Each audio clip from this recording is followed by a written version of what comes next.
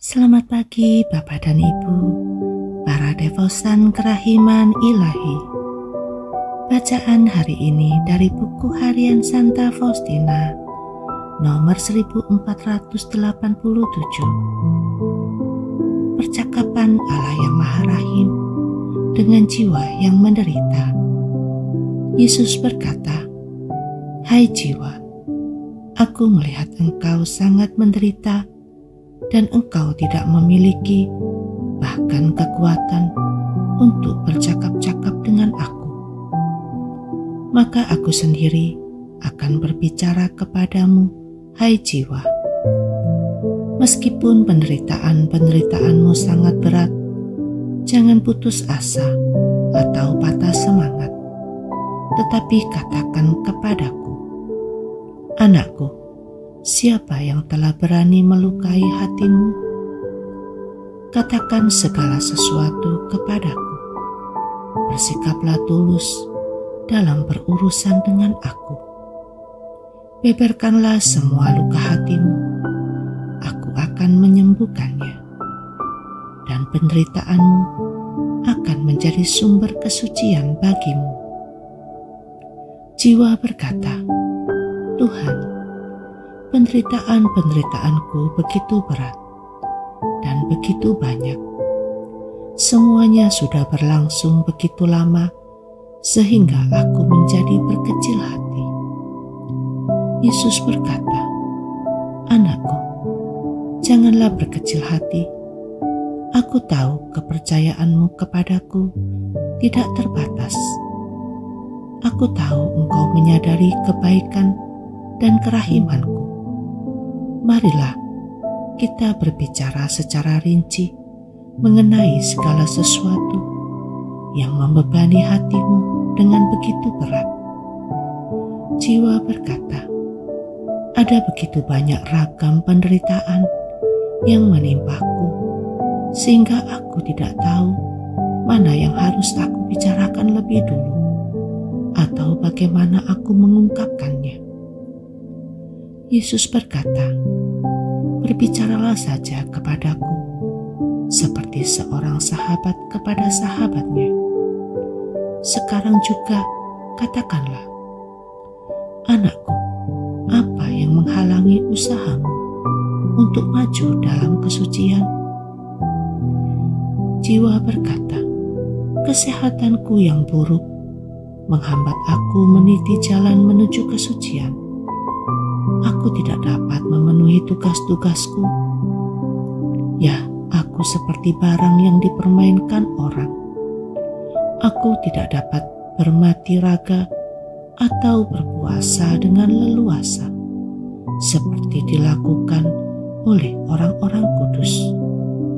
Lebih dari itu, tidak seorang pun percaya bahwa aku sedang sakit, sehingga kepedihan hati memperberat rasa sakit badani yang sudah membebaniku, dan aku sering direndahkan.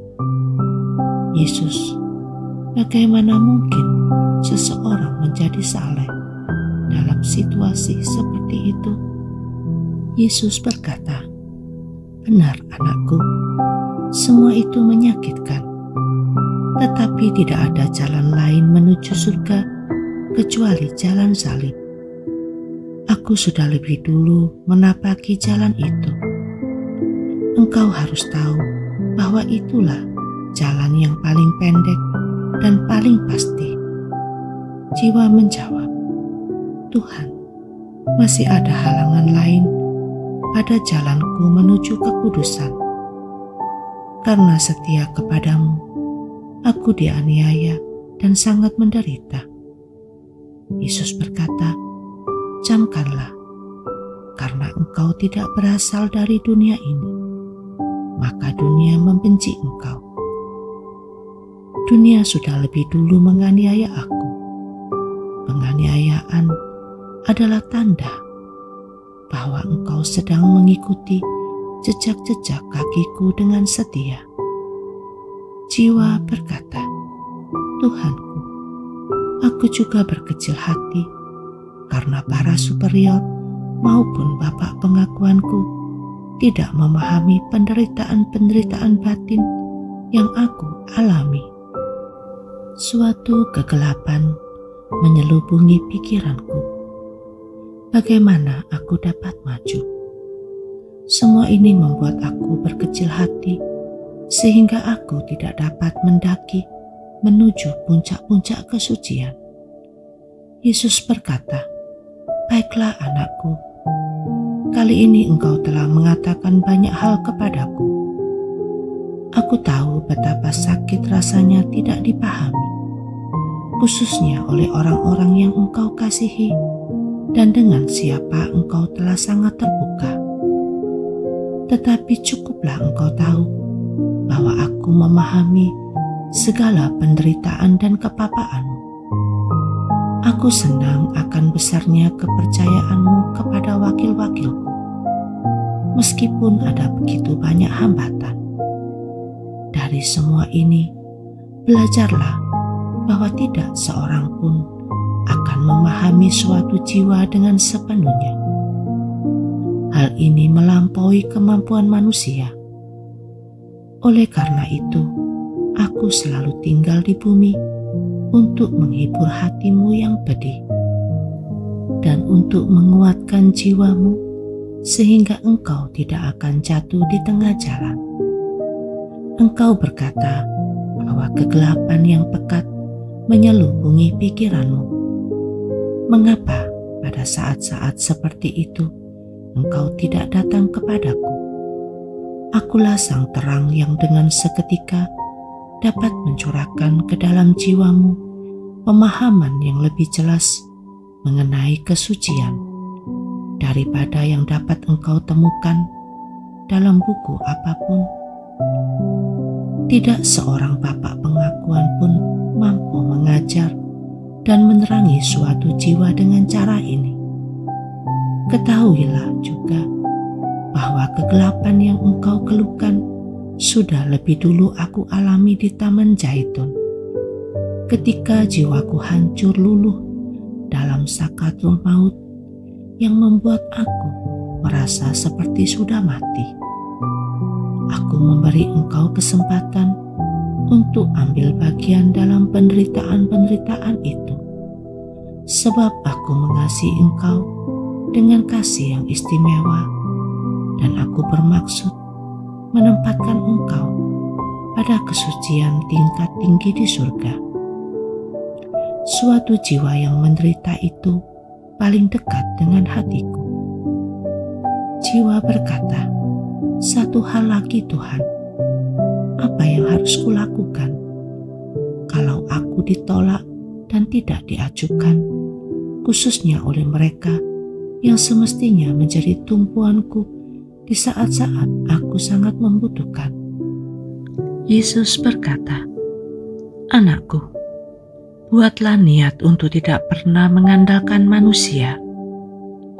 Percayakanlah dirimu sepenuhnya kepada kehendakku dengan berkata, terjadilah padaku, oh Allah, bukan seperti yang ku kehendaki, tetapi seperti yang kau kehendaki." Kata-kata ini kalau diucapkan oleh seseorang dari lubuk hatinya yang paling dalam, dapat mengangkat jiwa ke puncak kesucian dalam waktu yang singkat. Jiwa seperti itu sangat menyenangkan hatiku. Jiwa seperti itu mempersembahkan kemuliaan kepadaku. Jiwa seperti itu memenuhi surga dengan aroma keutamaannya. Ketahuilah bahwa kekuatan yang membuat engkau mampu menanggung penderitaan-penderitaan berasal dari seringnya engkau menyambut komuni. Oleh karena itu, sering-seringlah menghampiri sumber kerahiman ini untuk menimba apapun yang engkau butuhkan dengan bejana pengharapan.